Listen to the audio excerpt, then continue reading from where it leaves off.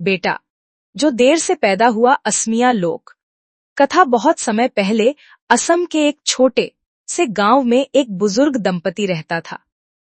उनके पास खेत थे, घर था, लेकिन जीवन की सबसे बड़ी खुशी एक संतान उन्हें वर्षों तक नहीं मिली। गांव वाले अक्सर कहते, अब इस उम्र में क्या होगा? पर वह दंपति हर सुबह ईश्वर को याद करता, हर शाम दीप जलाता और धैर्य के साथ प्रतीक्षा करता। साल बीतते गए, आशा कमजोर होती गई, लेकिन विश्वास नहीं टूटा। एक दिन गांव से गुजरते हुए एक साधु उनके द्वार पर रुके। दंपति ने अपनी सीमित सामर्थ्य के बावजूद उन्हें भोजन कराया। साधु ने जाते जाते कहा, ईश्वर देर करता है पर अन्याय नहीं। जिस फल का समय देर से आता है वह मीठा होता है। कुछ समय बाद एक चमत्कार हुआ।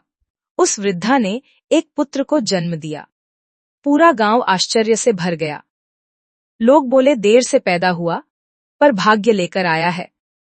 वह बालक साधारण नहीं था। बचपन से ही उसमें बुद्धि, धैर्य और करुणा थी। वह माता पिता की सेवा करता, गरीबों की मदद करता और सत्य का साथ देता। जैसे जैसे वह बड़ा हुआ, गांव में समस्याएं सुलझाने वाला और न्याय का प्रतीक बन गया। लोग समझ गए कि यह बालक सिर्फ देर से पैदा नहीं हुआ, बल्कि सही समय पर पैदा हुआ है। बुढ़ापे में माता पिता मुस्कुराकर कहते, अगर यह बेटा पहले पैदा हो जाता तो शायद हम इतना धैर्य सीख ही न